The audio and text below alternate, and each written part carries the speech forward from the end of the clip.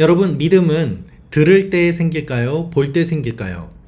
왜 믿음이 들을 때 생길까요? 그 이유는 바로 여러분 반갑습니다. 말씀 창고의 서현 목사입니다. 오늘도 시청해 주셔서 감사합니다. 오늘은 우리가 믿음을 얻을 때 믿음을 보고 믿는가, 듣고 믿는가에 대한 이야기를 좀 나누어 보고자 합니다. 우리의 믿음은 보는 것으로 믿어질까요? 듣는 것으로 믿어질까요? 하나님께서는 믿음은 들음에서 난다라고 말씀하십니다. 그래서 우리는 들어야지 믿음이 생긴다라고 잘 알고 있지요. 그렇다면 한 번 더 생각해 볼 것은 왜 들어야지 믿음이 생기는가라는 것입니다. 왜 우리가 보는 것으로 믿음이 생기지 않고 듣는 것으로 믿음이 생기는지 그 이유를 함께 생각해 보기 원합니다. 우리는 하나님이 계시면 보여달라고 이야기합니다. 하나님 안 믿는 사람들이 하나님 계신 거를 보면은 믿겠다라고 이야기를 하죠. 그런데 성경은 이렇게 이야기합니다. 믿음은 보는 것이 아니라 믿음은 들음에서 난다라고 말이죠. 오늘 여러분과 함께 생각해 볼 말씀이 바로 창세기 18장 말씀입니다. 창세기 18장은 어떠한 일이 기록되어 있는가 하면 아브라함에게 하나님께서 찾아오시는 내용이 기록되어 있습니다. 하나님께서 천사들과 함께 아브라함을 찾아오십니다.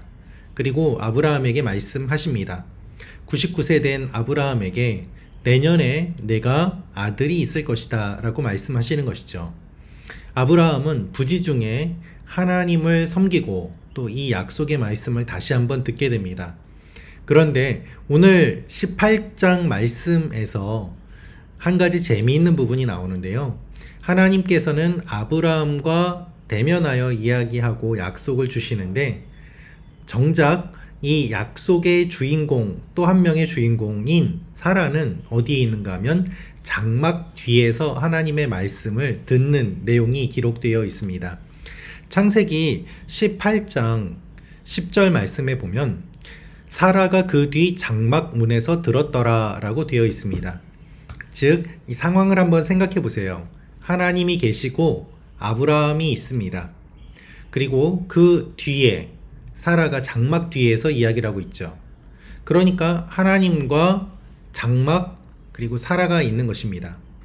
아브라함과 하나님은 얼굴을 보고 이야기를 하고 있습니다. 그러나 사라는 하나님의 얼굴을 보고 있지 않습니다. 하나님께서는 재미있게도 이와 같은 상황 가운데서 장막 너머에 있는 사라에게 약속의 말씀을 주십니다. 내년에 아이가 생길 것이다 라고 말이죠. 그런데 장막 너머에서 이 이야기를 들은 사라의 반응은 어땠을까요? 11절 말씀을 보면 아브라함과 사라는 나이가 많아 늙었고 사라에게는 여성의 생리가 끊어졌다 라고 되어 있습니다. 그리고 12절에 사라가 웃는 반응이 나옵니다.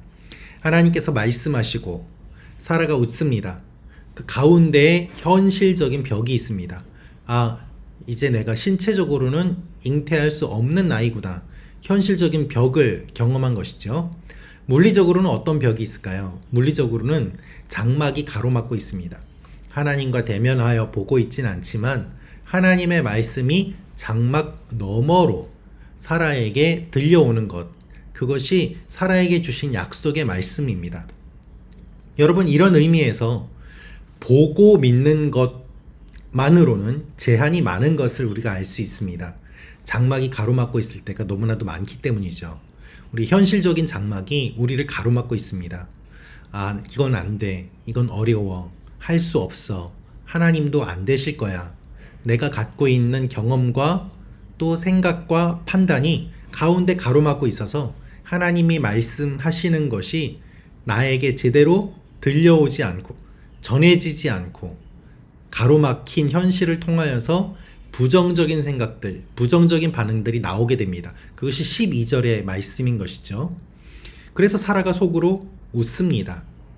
그런데 하나님께서는 가려진 가운데서도 사라가 웃은 것을 보시고 내가 왜 웃느냐? 사라는 두려워서 웃지 않았습니다. 그런데 하나님은 아니다, 네가 웃었다 라고 말씀하십니다. 가로막혀서, 장막에 가로막혀서 보이지 않았지만 하나님께서는 다 아시는 것이죠. 사라는 놀랐을 것입니다. 가로막혀서 안 보이는데 어떻게 아셨을까? 이 웃었다라는 것에서 웃음이라는 이삭이 태어나게 되는 그러한 내용으로 연결이 되게 되는데요. 오늘 말씀의 핵심은 장막이 가로막고 있고 현실이 가로막고 있는 가운데 하나님을 직접 보지 못하는 일들이 많이 일어나도 하나님께서 말씀하실 때 그 음성이 장막을 넘고 장막을 뚫고 전해져 들어와서 사라에게 들리게 되고 사라가 반응하게 된다는 것입니다. 여러분, 우리는 보는 시대를 살아가고 있습니다. 유튜브를 비롯해서 여러 많은 정보들을 시각을 통하여서 접하고 있습니다. 그러나 보는 것은 한계가 있습니다. 시각이 막혀버리면 우리는 정보를 얻을 수 없게 되죠. 그러나 막혀 있다고 하더라도 소리는 들려오게 됩니다. 하나님께서 말씀을 통하여 우리에게 믿음을 주시는 이유가 바로 그것입니다. 현실적인 장막, 물리적인 장막, 여러 가지 제한적인 것들이 있지만 그것을 뛰어넘는 하나님의 말씀이 전해짐으로 우리의 선배들, 믿음의 선배들, 신앙의 선배들이 계속해서 그 믿음을 지켜왔던 것입니다. 사랑하는 말씀 창고 가족 여러분, 여러분의 삶의 현실이 어려울 수 있습니다. 힘들 수 있습니다. 하나님 좀 보여주세요. 내 길을 보여주세요. 내 문제를 해결해 주세요. 기적을 일으켜 주세요. 그렇게 보여달라고 간절히 요구하는 것들이 응답되지 않을 수도 있습니다. 예수님께서는 표적을 원하는 사람들에게 요나의 표적 외에는 줄 것이 없다고 말씀하셨습니다. 십자가와 부활, 이 사건을 요나의 사건으로 말씀하시면서 그 십자가 외에는 내가 더 이상 기적이 없다. 그렇게 보여줄 필요가 없다라고 말씀하신 것이죠. 그렇다면 십자가를 보여주신 주님이 그 이후에는 무엇을 말씀하실까요? 그 이후에는 말씀을 통하여서, 물론 그 이전에도 그러셨습니다마는 우리에게 믿음이 성장하도록 말씀을 기록해 주시고 전파되게 하시고 사도들을 통하여서 또한 목회자들을 통하여서 계속해서 이 말씀이 전해지도록 하시는 것입니다. 사랑하는 말씀 창고 가족 여러분, 그래서 우리는 보지 못하지만 믿을 수 있는 것입니다. 왜요? 눈에는 지금 가려져서 안 보이지만 하나님의 음성이 들려옵니다. 하나님의 말씀이 들려옵니다. 하나님의 약속이 들려옵니다. 아들이 있을 것이다. 그러면 불가능한 벽이 가로막혀 있는 것 같은데 뛰어넘어 말씀이 들리는 그것으로 인하여서 믿음이 생기게 되고 결국 이 장막이 걷히게 되고 불가능한 일이 해결되는 일들이 일어나게 되는 것이죠.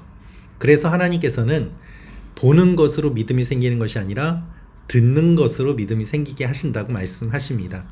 이 영적인 원리를 기억하면서 오늘도 하나님의 말씀을 듣고 믿음 가운데 거하시는 말씀 창고 가족 여러분이 되시기를 기도합니다. 항상 함께 해주셔서 감사드립니다. 제 채널 구독도 해주시고요. 또한 정기적으로 회원이 되어주셔서 후원해 주시는 것도 권해드립니다. 항상 감사합니다. 사랑하고 축복합니다.